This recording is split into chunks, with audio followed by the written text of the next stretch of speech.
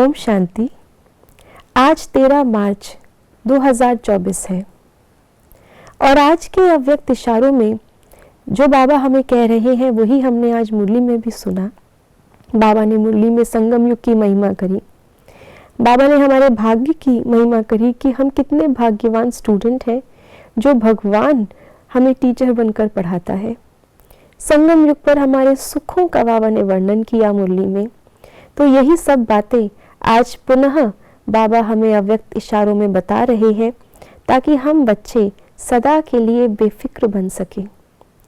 तो सुनते हैं आज के बाबा के अव्यक्त इशारे।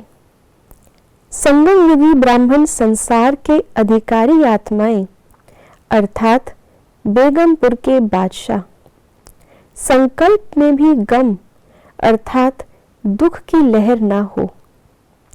बेगमपुर के बादशाह सदा सुख की शैया पर सुख में संसार में स्वयं को अनुभव करो, क्योंकि ब्राह्मणों के खजाने में अप्राप्त कोई वस्तु नहीं।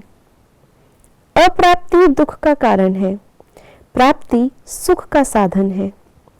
तो सर्व प्राप्ति स्वरूप अर्थात सुख स्वरूप स्थिति में रहो। आत्मा सुख स्वरूप है, लेकिन सुख स्वरूप किस आधार पर है? उसका आधार है प्राप्तियां। जहां सर्व प्राप्तियां हैं वहां पे दुख के आने की मार्जिन ही नहीं। दुख या तो कमी के रूप से आता है या कमजोरी के रूप से आता है या कंपैरिजन करके ईर्ष्या के रूप से आता है, भिन्न भिन्न रूप से आता है। और इन सब का कारण है अप्राप्ति। अप्राप्ति है तो ही संकल्प चलते हैं, दुख है। अप्राप्ति है और दूसरे में प्राप्ति ज्यादा दिखाई दे रही है तो ईर्ष्या है, घृणा है, आदि सब देह भान की बातें हैं।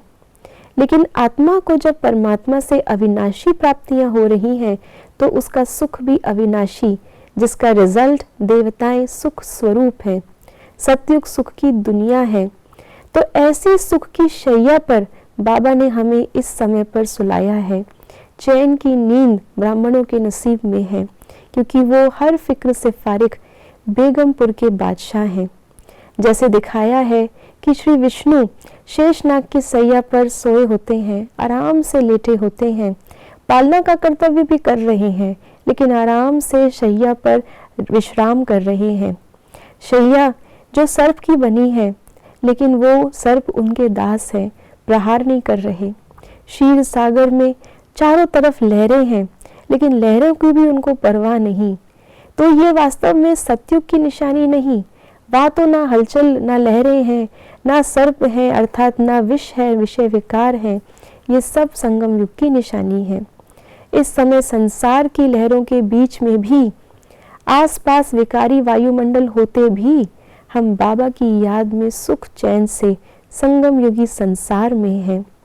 तो इस संसार जो बहुत थोड़े समय के लिए हमें मिला है, उसका पूरा पूरा हम सुख लें, आनंद लें, जिसके माध्यम से ही हम सुखमय संसार बनाएंगे।